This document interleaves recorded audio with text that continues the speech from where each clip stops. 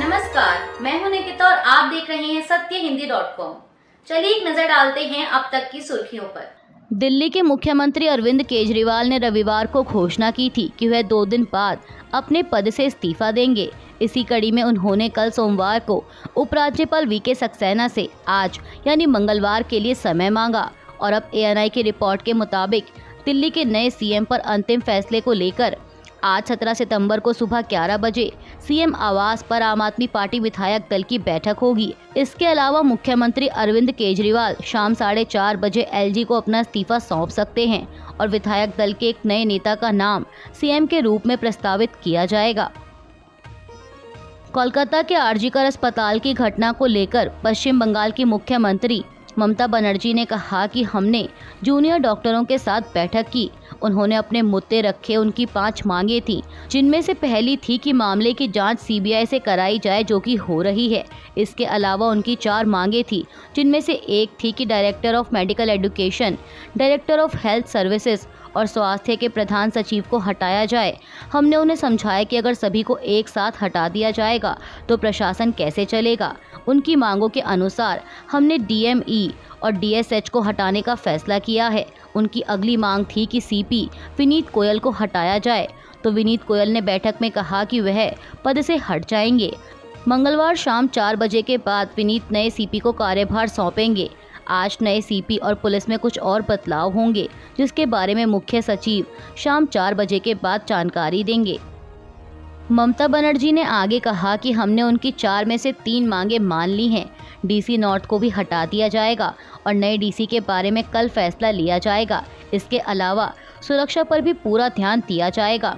मुख्यमंत्री ने कहा कि हमने उनकी 99% मांगे मान ली हैं। इसके साथ ही बैठक के बाद ममता बनर्जी ने डॉक्टरों से काम पर लौटने की अपील की। उन्होंने कहा कि मैं डॉक्टरों से काम पर लौटने का अनुरोध करती हूं। उनके खिलाफ कोई भी दंडात्मक कार्रवाई नहीं की जाएगी। वहीं जूनियर डॉक्टरों का कहना है कि वो अपना विरोध जारी रखेंगे। उनका कहना है कि बैठक में लिए गए फैसलों को सरकार जब लागू कर देगी उसके बाद काम शुरू करेंगे। केंद्रीय मंत्री सुकांत मजूमदार ने मुख्यमंत्री ममता बनर्जी द्वारा Kolkata police commissioner Vineet Goyal, DC उत्तर अभिषेक गुप्ता और 2 स्वास्थ्य अधिकारियों को हटाए जाने के फैसले पर कहा कि ममता बनर्जी ने कुछ मांगे मान ली हैं। पहले वो कह रही थीं कि वो सीपी को नहीं हटाएंगी। बंगाल की जनता मांग कर रही थी कि कार्रवाई हो। बंगाल की जनता का इस मुख्यमंत्री पर से विश्वास उठ गया है। बंगाल की जनता से हारकर मुख्यमंत्री ने कुछ मांगे मान ली। केंद्रीय मंत्री ने कहा कि भाजपा जानती है कि ये व्यवस्थित विफलता है। अगर इसकी जिम्मेदारी किसी पर जाती है तो वो ना तो कोई पुलिस अधिकारी है और ना ही कोई और। मुख्य आरोपी ममता बनर्जी हैं। बंगाल की जनता का मुख्यमंत्री पर से विश्वास उठ गया है, इसलिए भाजपा मांग कर रही है कि ममता बनर्जी इस्तीफा दें। उन्होंने खुद कहा था कि जनता चाहती है तो मैं इस्तीफा दे दूंगी। इसलिए जनता की जो मांग है कि ममता बनर्जी को इस्तीफा देना चाहिए, उस मांग को लेकर भाजपा अपनी लड़ाई जारी रखेगी।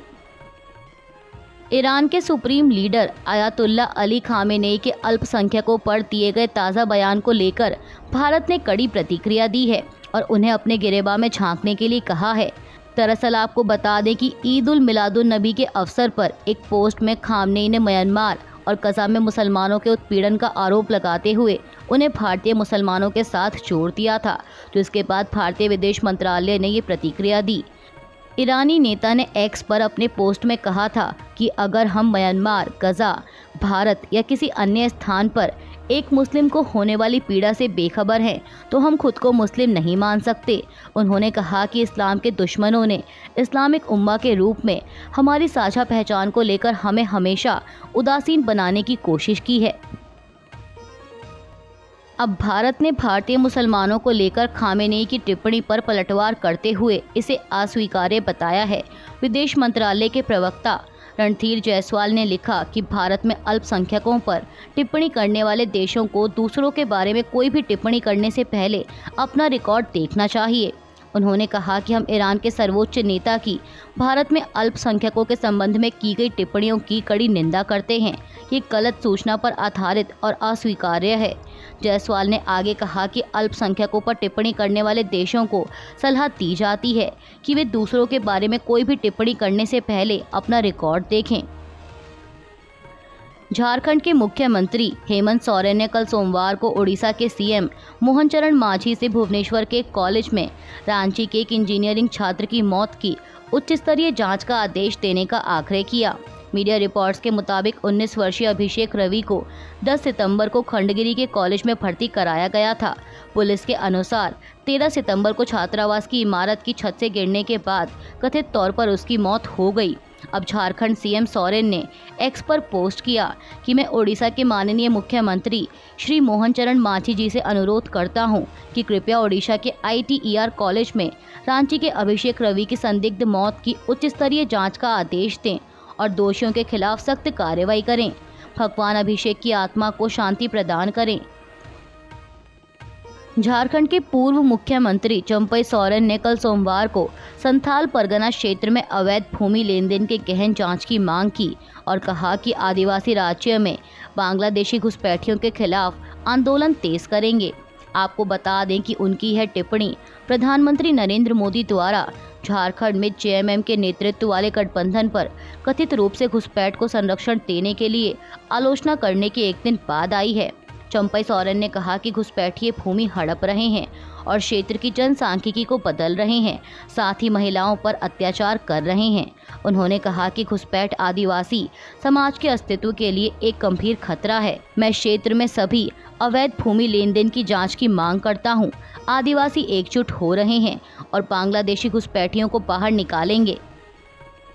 पश्चिम बंगाल के मंत्री सिद्दीकुल्ला चौधरी ने वक्फ संशोधन विधेयक 2024 पर कहा कि वक्फ विधेयक लोकतंत्र के खिलाफ है। वे NDA अपनी ताकत के दम पर इस विधेयक को लाना चाहते हैं। हम इसकी निंदा करते हैं। उन्होंने कहा कि 10 सितंबर को ममता बनर्जी के साथ बंगाल कैबिनेट की बैठक हुई थी और उन्होंने हमें संयुक्त संसदीय समिति के बारे में बताया था। हमने इस विधेयक के खिलाफ अपना विरोध दर्ज कराने के लिए 2 लोगों को वहां भेजा है। मंत्री ने कहा कि अगर केंद्र सरकार इसे लागू करने के लिए मजबूर करती है तो हम सड़कों पर उतर आएंगे। महाराष्ट्र में होने वाले विधानसभा चुनाव में अब बस कुछ ही महीने बचे हैं। इस बीच उप मुख्यमंत्री और भाजपा नेता देवेंद्र फडणवीस ने कल सोमवार को कहा कि सत्तारूढ़ महायुति सहयोगियों के बीच सीटों का बंटवारा जल्द तय हो जाएगा। वहीं प्रदेश भाजपा अध्यक्ष चंद्रशेखर बावनकुले ने भी कहा कि सीटों के बंटवारे पर सत्तारूढ़ गठबंधन का फॉर्मूला लगभग 70 से 80% तय हो चुका है। इसके साथ ही उन्होंने यह भी कहा कि सीट शेयरिंग का फाइनल उनके मुख्य प्रतिद्वंदी महाविकास अघाड़ी से काफी पहले तय हो जाएगा। गृह मंत्रालय ने मणिपुर के लोगों को सस्ते दामों पर सामान उपलब्ध कराने के लिए एक पहल की शुरुआत की है। इस पहल के बारे में गृह मंत्री अमित शाह ने एक ट्वीट कर जानकारी दी। उन्होंने लिखा कि प्रधानमंत्री नरेंद्र मोदी की पहल पर गृह मंत्रालय ने मणिपुर के लोगों को सस्ते दामों में सामान उपलब्ध कराने के लिए एक पहल की शुरुआत की है।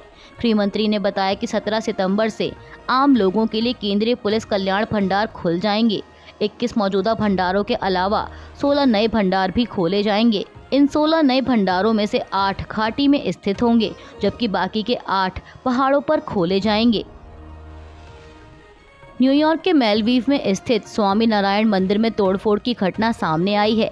कल सोमवार को इस घटना पर न्यूयॉर्क में भारत के वाणिज्य दूतावास ने अपना कड़ा विरोध दर्ज कराया और इसके पीछे जिम्मेदार लोगों को सख्त सजा देने की मांग की। भारतीय वाणिज्य दूतावास ने अपने ट्वीट में लिखा कि न्यूयॉर्क के मेलवीव में स्थित BAPS स्वामी नारायण मंदिर में हुई तोड़फोड़ की घटना अस्वीकार्य है। न्यूयॉर्क का भारतीय वाणिज्य दूतावास स्वामी नारायण समुदाय के संपर्क में है और इसमें शामिल लोगों को सख्त सजा दिलाने के लिए इस मामले को अमेरिकी कानून एजेंसियों के सामने उठाया गया है। अमेरिका के पूर्व राष्ट्रपति डोनाल्ड ट्रंप पर दोबारा हुए जानलेवा हमले को लेकर सीक्रेट सर्विस ने कहा है कि एजेंट्स के तुरंत एक्शन लेने की वजह से बंदूकधारी रायन वेस्ली राउत ट्रंप तक नहीं पहुंच पाए। वहीं FBI ने कहा है कि सीक्रेट सर्विस के देखे जाने से पहले तक राउत गोल्फ कोर्स के पास लगभग 12 घंटों तक छिपे रहे थे। आपको बता दें कि अमेरिकी मीडिया ने फ्लोरिडा में डोनाल्ड ट्रंप पर हमले की कोशिश करने वाले व्यक्ति की पहचान रायन वेस्ली राउत के रूप में की थी।